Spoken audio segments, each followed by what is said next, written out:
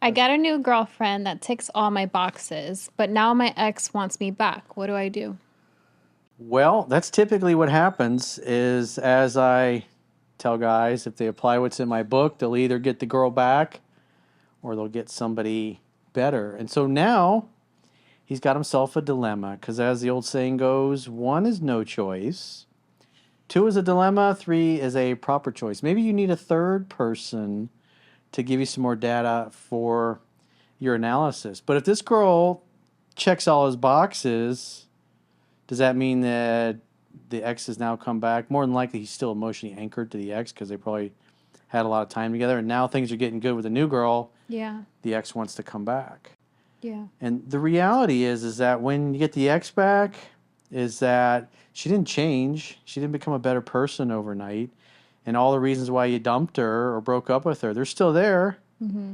And if you get back together, usually within 90 days, the guy realizes that. And then he doesn't want to stay with her. What if she did change? What if she did do the work that she needed to and now she's back? That's like one out of like half a fraction of a percent out of like 99.99999% are just not. They won't go to therapy. They won't fix themselves. They'll just remain the same way that they are. People typically don't change. They may become a better version of who they are, but they typically don't change. Right. But it is possible, but most won't do the work. Yeah. And do you think that he should keep exploring? Like, let's say, I guess I'll put my perspective into it.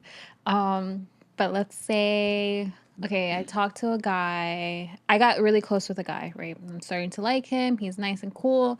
But then there's another guy that I went on a date with that I'm kind of like interested in. It's a hypothetical.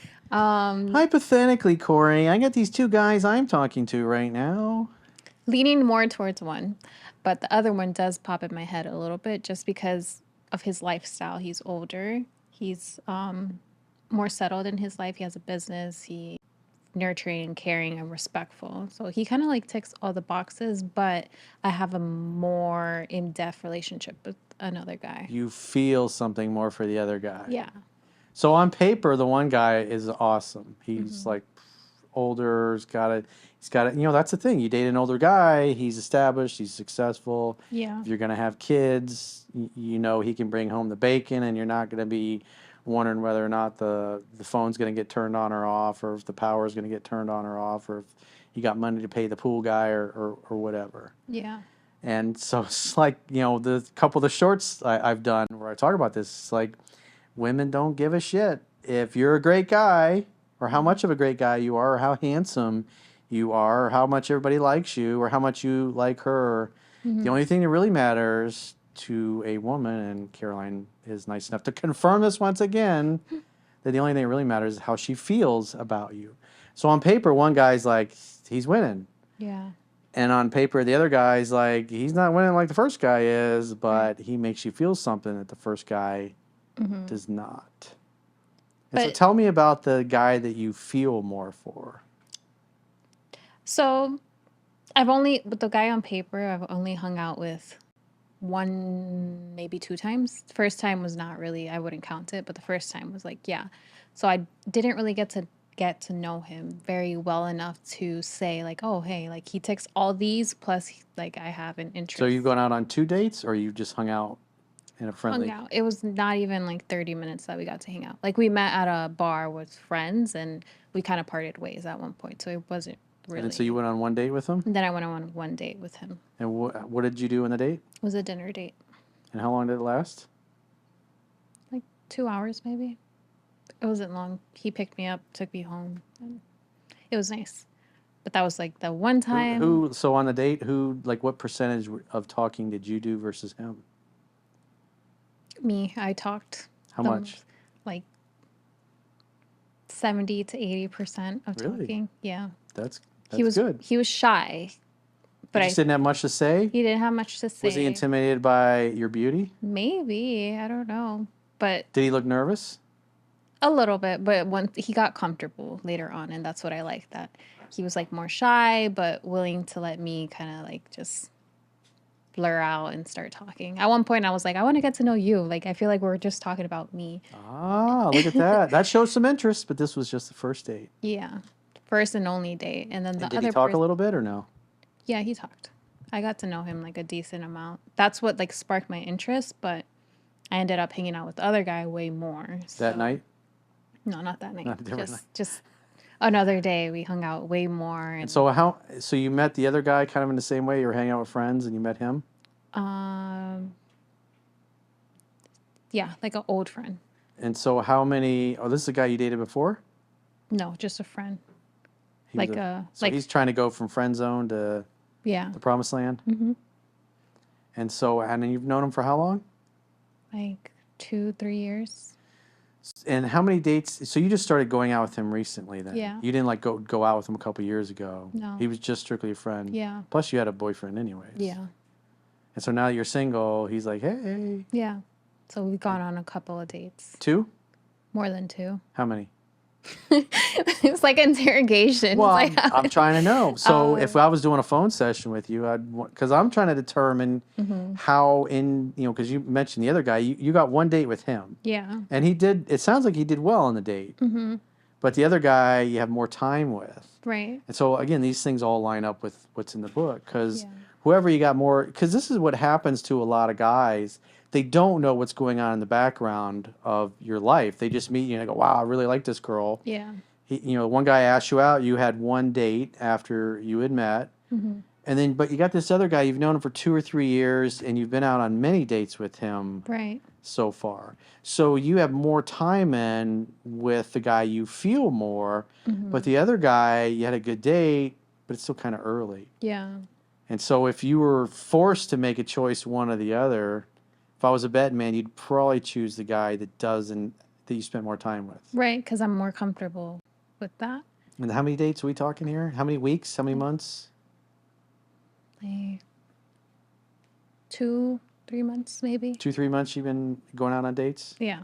Anything progress physically, or is it just No. hugs and kisses on the cheek? Hugs and kisses. Closeness. Kissy poo? Yeah. He didn't get to the promised land yet? Did you tell him he has to wait? He has to wait. He hasn't asked or anything. He hasn't tried? No. He hasn't. He's just being respectful. Respectful, yeah. So that's like kind of like my fear. Like, I don't know if I'm like, I know I like him, but I don't know if I'm comfortable or just that we have had history to get, like, we know each other well enough that's like, oh, okay, I don't want to mess up something that's How many dates potentially- did you go on before you guys kissed? And who initiated the kiss? I think it was the first date. You kissed on the first date? I think so. First or second. Did he I think kiss it was you or the you first. kissed him? Who made the first move? Mutual. It wasn't really a date. We were out dancing and stuff. So you started making out on the dance floor? Yeah. It was like an intimate moment where you're just looking at each other and then kind of happened. And then every date since then, have you guys made out on every date? No. Has he not tried? Or has he tried and you gave him the cheek? Only like when it wasn't the moment. So maybe. So he tried to kiss you and you rejected him a few times. No. Just kiss on the cheek kind of thing. He tried to kiss you and you gave him the cheek. No, it's a Spanish thing. We go like this. But he was trying to kiss you and you gave him the cheek. Maybe. I don't know. It's so you can't ever get a straight answer. This is what drives guys. Well, it depends, Corey, on how you look at it. You know. Yeah. Definitely when it was more like a romantic date, like a dinner or something So the guy definitely tried to kiss you and he was hoping to kiss your lips and you gave him the cheek instead. That's happened. Sometimes, yeah. Yes. Other times. Look at that. You see how hard that was? So what that tells me is that he's trying to kiss you and be romantic and you're giving him the cheek. So that's a friendly thing. That tells me that you're not feeling the same level of attraction that he was. He's wanting a little kissy poo and you're giving him the cheek. And if you're giving him the cheek, that tells me that your feelings towards him are mostly platonic. So he would go, like, she's giving me mixed signals, coach. She's Probably. hot and cold. Yeah. So sometimes you're down for kissy poo and other times you're like, It's the setting for sure. It has to be romantic where I'm like, oh, okay, this is nice. so when he's dropping you off, has he tried to kiss you and you gave him the cheek? I always give him like a pop. A little peck on the lips Yeah. at the end, Yeah. even if he got the cheek the whole date. Yeah. Always. Do you guys hold hands? Yeah. And the arm thing where you're just holding onto the arm type of thing. So sometimes kissy poo, Yeah. but sometimes you give him the cheek when you're not feeling it. Yeah. So that tells me that Caroline's just kind of going along with it because she Mm. knows the guy. Mm-hmm. Not super into him, but she's opened to being more attracted or seduced. But obviously, if he's getting the cheek, he's not. He's, in other words, he's vacillating back and forth between being in his masculine and being in his feminine. And in other words, making you the leader a little too much to the point where you don't feel like you're looking up to him or admiring him or respecting him. It's like almost like he's deferring to you for you to make the decision or you to be the man, which Yeah. I'm sure causes you to go, I really liked him when we went out last week, but this week I'm like, eh. Yeah. And so now you're going out with this new guy, and you're like, on paper was great, and you did most of the talking, so he's a little mysterious. So I look at that, and it's like the guy looks good on paper. You definitely should go out with him again. Mm-hmm. Like test my wonders. Just see what happens. See if he goes and kisses you, and because you like to be dominated. I know that you said that before on the podcast. And the guy you've been seeing the most, he's not dominating you. Mm-hmm. He's not getting to the promised land. There's more of like the Sahara Desert thing going on. Mm-hmm. He's in a desert and he's thirsty. It's not happening. Yeah. And so the other guy. That's why I said it's like you should go out with the other guy that's got everything together Interesting. and see what happens on the second date. Yeah. But he didn't try to kiss you? No. Interesting. Yeah. He could have done it on. Do you think he didn't kiss you on purpose? Do you think he was just too scared? I think it was mostly because when he dropped me off, my friend was waiting for me already. I was going out that night, so when he was saying bye, he was. So you made a date with a guy, a first date, when you had plans afterwards. So when you set the date, did you say, "Oh, I got to be home by a certain time"? Yeah. That's interesting because, see, what that tells me about Caroline's interest in that guy is that she makes plans with somebody else just in case things don't go well with the guy. She can go, "Oh, hey, sorry, I got 2 hours. I got to dip. My friends are waiting on me." Yeah. That way you don't have to stay out longer if it doesn't go well. Mm-hmm. So what's in the book is like if you're trying to make a date and you're going to give an evening, you're going to block out an evening for a girl, and she's like, "But I have to be home by 8 because I'm going out with my friends later." We're like, "Well, let's do it on a night where you're totally free." Yeah. And that way we don't have to be rushed. He did the same thing too, though. What do you mean? Because I told him like, "Hey, I have something at 10 or something," because we went to dinner early, like at 7, and he was like, "Oh, that's fine because I have something at 11:30 or something," and I was like, "Okay, perfect." He has something 11. So he was going out too. Yeah, he was going out. We were both going out,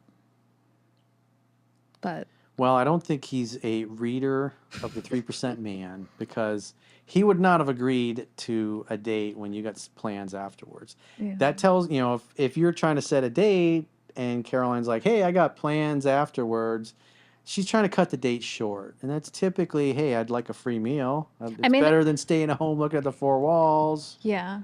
I met So him in other on words, the you're not super convinced. You're not super into the guy. Because if you were super into him and you really liked him, you would have cleared your evening. Yeah. It was my first time meeting someone on a dating app, though. So I was like, Oh, so he was. I thought you met him at a bar. that was our first like hangout. Like we crossed Oh, paths. so you met on a dating app, met at a bar, and your friends were there. Yeah. You're like, "Hey, I'm here with my friends. Why don't you come meet us?" Yeah. So he agreed to a group date. Yeah. Ah, he's definitely not a 3% man, Chunky. He agreed to a group date. So these are like the little things, and this is actually good stuff. Even though it's difficult to get the answer out, but it shows how hard it is for guys to get so bamboozled.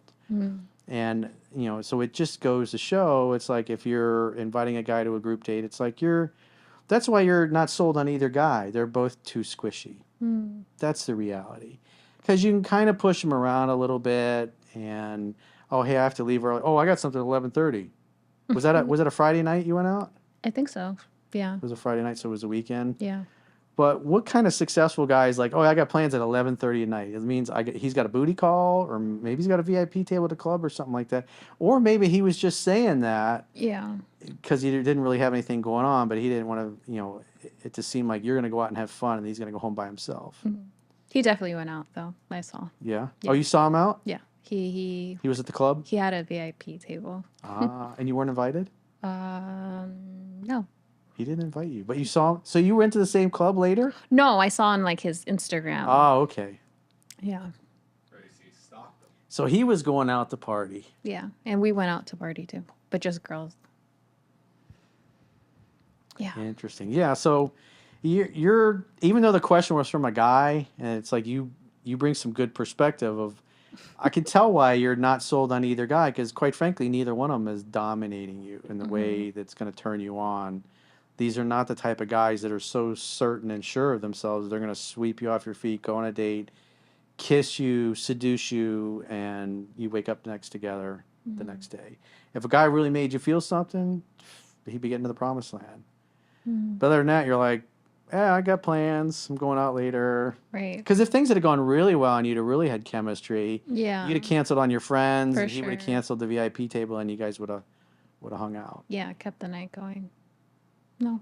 There was definitely like tension, like nervousness where it's like I said, I was the one talking the most and I'm very introverted. You guys know I don't talk that much. So it's already out of my comfort zone to talk a lot. So at one point I'm just like, oh yeah, like The truth is, the quietest people typically have the most to say. yeah.